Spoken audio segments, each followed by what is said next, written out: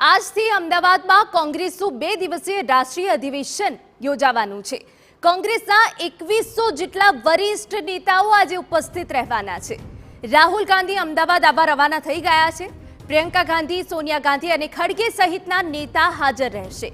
આજે સરદાર સ્મારક ખાતે CWCની બેઠક મળવાની છે। બેઠકમાં કોંગ્રેસી ડ્રાફ્ટ કમિટીએ તૈયાર કરેલ મુદ્દાઓ પર ચર્ચા કરવામાં આવશે। વધતી બેરોજગારી, મોંઘવારી અને આર્થિક રીતે જે મુદ્દાઓ છે તેની ચર્ચા કરવામાં આવશે।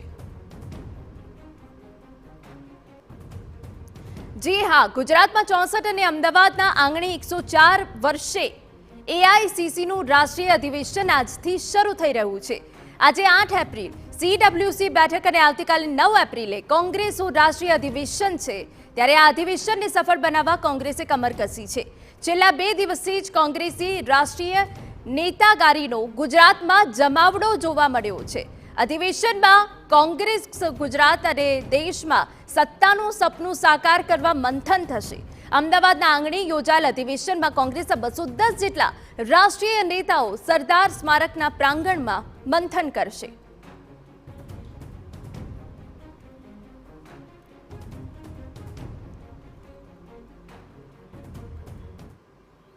तो 2 દિવસનું રાષ્ટ્રીય અધિવેશન યોજાવાનું છે। ત્યારે સંપૂર્ણ વિગતો સાથે અમારા સંવાદદાતા નરેન્દ્ર રાઠોડ જોડાઈ ગયા છે। નરેન્દ્ર, આપની પાસેથી જાણવું છે, ગુજરાતથી નવસર્જનની શરૂઆત જ્યારે કોંગ્રેસ કરી રહી છે ત્યારે 2 દિવસના રાષ્ટ્રીય અધિવેશનમાં આજનો દિવસ કેટલો મહત્વનો, આજના દિવસના કાર્યક્રમો જણાવો।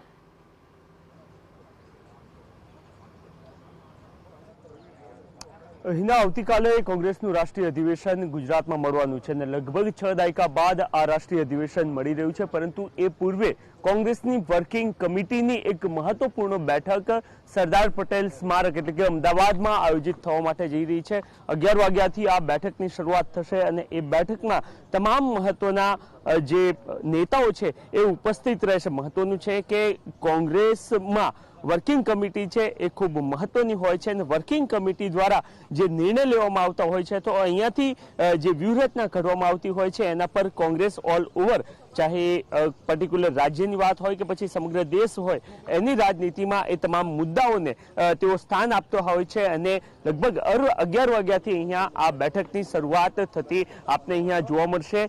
સૌથી મહત્વની વાત એ છે કે ભૂતકાળમાં પણ આ પ્રકારની CWCની બેઠક અને એ સિવાય રાષ્ટ્રીય અધિવેશનમાં ચાહે RTI, ફૂડ સિક્યુરિટી એક્ટ અને એ સહિતના તમામ જે UPA સરકારમાં મહત્વના નિર્ણયો લેવાયા હતા એ સંદર્ભની ચર્ચા જે એમની ડ્રાફ્ટ કમિટી છે એમના દ્વારા એમની જે CWCની જે બેઠકો અથવા તો અધિવેશન છે એમાં એમના દ્વારા ચર્ચા કરવામાં આવી હતી। ત્યારબાદ આપણે જોયું છે કે કેવી રીતના એ તમામ કાયદાઓ પણ બની ચૂક્યા છે। આજની બેઠક સંદર્ભે વાતચીત કરવા માટે પૂર્વ ધારાસભ્ય રઘુભાઈ દેસાઈ જોડાયા છે, એમની સાથે વાતચીત કરીએ। રઘુભાઈ, ચેલેન્જ આપવામાં આવી છે અને મંથન પણ કરવામાં આવી રહ્યું છે, કહેવામાં પણ આવી રહ્યું છે કે ઐતિહાસિક અહીંયાથી નિર્ણયો લેવામાં આવશે। કયા પ્રકારના નિર્ણયો આવી શકે છે? આજે CWCની બેઠક છે, આવતીકાલે અમારી AICCનું અધિવેશન છે।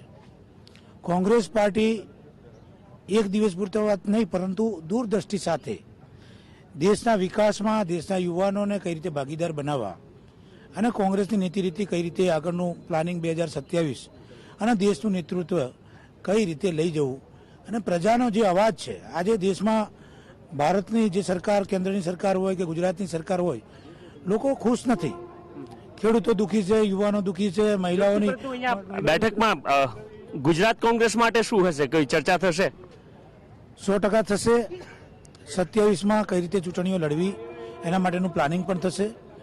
કેમ કે રાહુલ ગાંધીજીએ આજે લોકસભાના અંદર દેશના વડાપ્રધાનશ્રી અને માનનીય ગૃહમંત્રીશ્રીના રૂબરૂમાં જે વાત કરીને ચેલેન્જ કરી છે, ત્યારે ગુજરાતથી જ શરૂઆત કરવી। કેમ કે આ દેશમાં